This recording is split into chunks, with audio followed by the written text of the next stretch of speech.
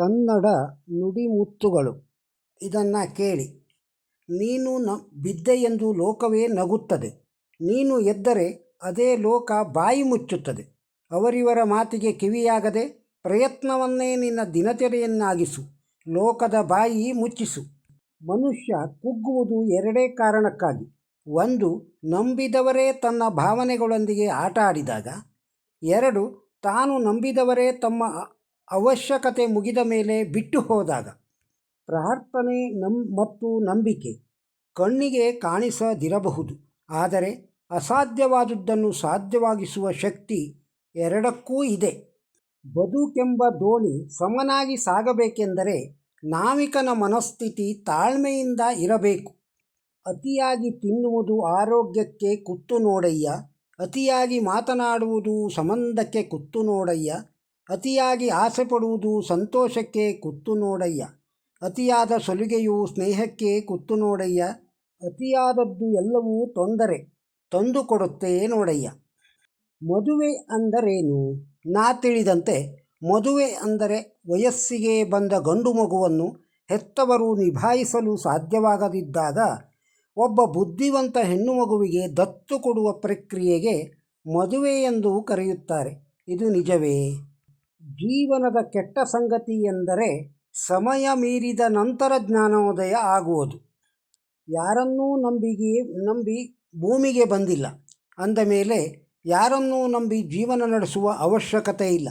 ನಮಗೆ ಬೆಲೆ ಕೊಡೋದವರನ್ನು ಬಿಟ್ಟು ಬಿಡಬೇಕು. ಬೆಲೆ ಕೊಡುವವರನ್ನು ಬೆಟ್ಟದಷ್ಟು ಪ್ರೀತಿಸಬೇಕು. ಸಮಸ್ಯೆಗಳು ಇರುವ ಪ್ರತಿಯೊಬ್ಬರೂ ಸೋಲುವುದಿಲ್ಲ. ಪರಿಹಾರ ಹುಡುಕಲಾರದವನು ಮಾತ್ರ ಸೋಲುತ್ತಾನೆ. ಕಳೆದುಕೊಂಡ ಮೇಲೆ ಗೊತ್ತಾಗುತ್ತೆ ಅದು ಎಷ್ಟು ಮುಖ್ಯವಾಗಿತ್ತು ಅಂತ. ಸಮಯ, ವ್ಯಕ್ತಿ ಮತ್ತು ಸಂಬಂಧ. ಮನುಷ್ಯನಲ್ಲಿ ದಡ್ಡತನ ಇದ್ದರೂ ಪರವಾಗಿಲ್ಲ, ಆದರೆ ಸಣ್ಣತನ ಇರಬಾರದು. ಯಾಕೆಂದರೆ ಮನುಷ್ಯ ಗೌರವ ಕಳೆದುಕೊಳ್ಳುವುದು ದಡ್ಡತನದಿಂದಲ್ಲ, ಸಣ್ಣತನದಿಂದ. ಮನುಷ್ಯನ ಸ್ವಭಾವವೇ ಹಾಗೆ. ತಪ್ಪು ತಮ್ಮದಾದರೆ ವಕೀಲರಾಗುತ್ತಾರೆ, ತಪ್ಪು ಬೇರೆಯವದ್ದಾದರೆ ನ್ಯಾಯಾಧೀಶರಾಗುತ್ತಾರೆ. ಕಷ್ಟ ಬಂದಿದೆ ಎಂದರೆ ಅದು ಶಿಕ್ಷೆಯಲ್ಲ, ಆತ್ಮಕ್ಕೆ ದೊರೆಯುವ ಶಿಕ್ಷಣ. ಅವಮಾನ ಮನಸ್ಸನ್ನು ಕುಗ್ಗಿಸುತ್ತದೆ, ಆದರೆ ಧೈರ್ಯ ಮನಸ್ಸನ್ನು ಗಟ್ಟಿಗೊಳಿಸುತ್ತದೆ. ಗಾಳಿ ಮಾತನ್ನು ನಂಬಿ ಯಾರನ್ನೂ ಕಳೆದುಕೊಳ್ಳಬೇಡಿ. ಕೆಲವರು ದೂರದಿಂದಲೇ ನಿಮ್ಮನ್ನು ನಿಮ್ಮವರಿಂದ ದೂರ ಮಾಡುವ ಉದ್ದೇಶ ಹೊಂದಿರಬಹುದು. ಬದುಕಿನಲ್ಲಿ ನಿರೀಕ್ಷೆಗಳು ಸುಳ್ಳಾದಾಗ ಮನುಷ್ಯ ತಾನಾಗಿಯೇ ಬದಲಾಗುತ್ತಾನೆ. ಅದು ಅವರ ಗಟ್ಟಿತನವೂ ಅಲ್ಲ, ಅತಿಯಾದ ಅಹಂಕಾರವೂ ಅಲ್ಲ, ನೊಂದ ಮನಸ್ಸಿನ ನಿರ್ಧಾರವಷ್ಟೇ. ಸಂಬಂಧಗಳು ಮೂಕವಾದರೆ ಮನಸ್ತಾಪ ಜನ್ಮ ತಳೆಯುತ್ತದೆ. ಮನಸ್ತಾಪ ಜನ್ಮ ತಳೆದರೆ ಅಸೂಯೆ ಹೆಚ್ಚುತ್ತದೆ. ಅಸೂಯೆ ಹೆಚ್ಚಿದರೆ ಅಂಧಕಾರ ಕವಿಯುತ್ತದೆ. ಅಂಧಕಾರ ಕವಿದರೆ ಅಂತಃಕರಣ ಅಳಿಯುತ್ತದೆ. ಅಂತಃಕರಣ ಅಳಿದರೆ ನಾನತ್ವ ಬೆಳೆಯುತ್ತದೆ. ನಾನತ್ವ ಬೆಳೆದರೆ ನನ್ನಿಂದ ಸಕಲವೂ ದೂರ ಆಗುತ್ತದೆ. ಸಕಲವ ಕಳೆದುಕೊಂಡ ನಿನಗೆ ಜೀವನವೇ ಜಿಗುಪ್ಸೆಯಾಗುತ್ತದೆ.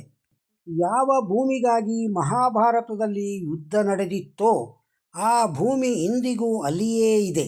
ನಾನು ನೀನೆಂದು ಬಡಿದಾಡಿದವರು ಯಾರೂ ಉಳಿದಿಲ್ಲ.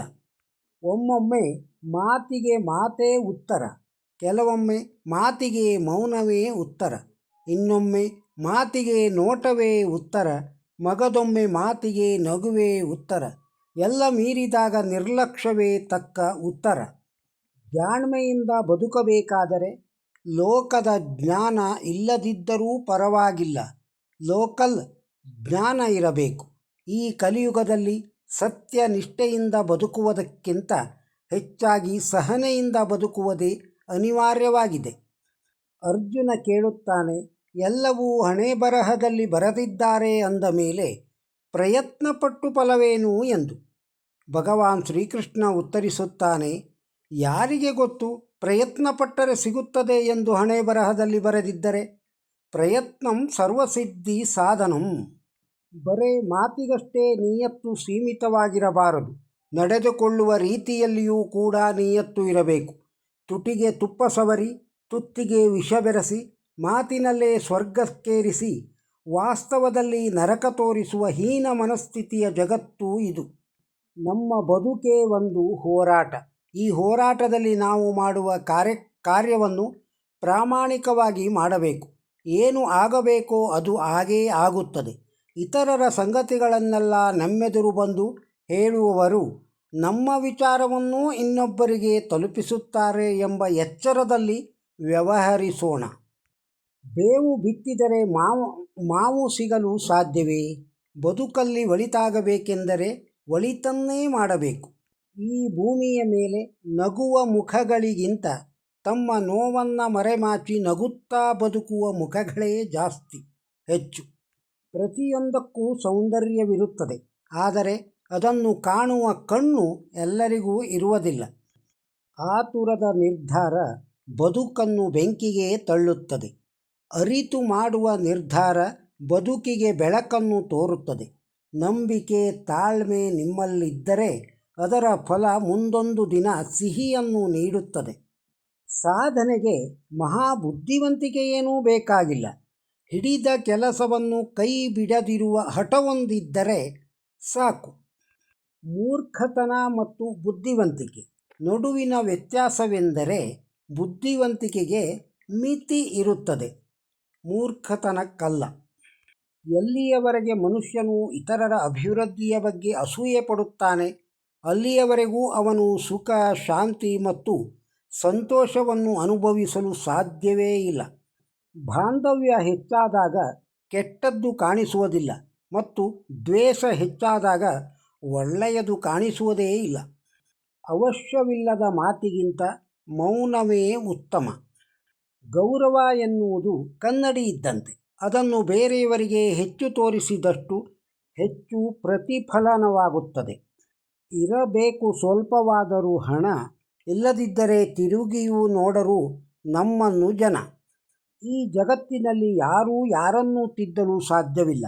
ಒಂದು ವೇಳೆ ನಾವು ಯಾರನ್ನಾದರೂ ತಿದ್ದುತ್ತೇವೆ ಎಂದುಕೊಂಡರೆ ಅದು ನಮ್ಮ ಮೂರ್ಖತನವಾಗುತ್ತದೆ. ನಮ್ಮನ್ನು ನೋಡಿ ಬೇರೆಯವರು ತಿದ್ದುಕೊಳ್ಳುವಂತೆ ನಾವು ಬದುಕಬೇಕು ಅಷ್ಟೇ. ಯಾವ ವ್ಯಕ್ತಿಯ ಆಲೋಚನೆ ಮತ್ತು ನಿಯತ್ತು ಒಳ್ಳೆಯದಾಗಿರುತ್ತದೆಯೋ ದೇವರು ಅವನಿಗೆ ಸಹಾಯ ಮಾಡಲು ಯಾವುದೋ ರೂಪದಲ್ಲಿ ಖಂಡಿತ ಬರುತ್ತಾನೆ. ಯಾರನ್ನೇ ಕಳೆದುಕೊಂಡರೂ ಬದುಕಬಹುದು, ಆದರೆ ನಮ್ಮನ್ನು ನಾವೇ ಕಳೆದುಕೊಂಡರೆ ಬದುಕುವುದು ತುಂಬ ಕಷ್ಟ. ಮನುಷ್ಯನ ದೇಹದಲ್ಲಿ ಅತಿ ಭಾರವಾದುದೇನಾದರೂ ಇದ್ದರೆ ಬೇರೇನೂ ಅಲ್ಲ, ಅದು ಅಹಂಕಾರ. ಆ ಭಾರವನ್ನು ಹೊತ್ತುಕೊಳ್ಳಲು ಆಗದೆ ಅನೇಕರು ಜೀವನದಲ್ಲಿ ಸೋಲುತ್ತಾರೆ.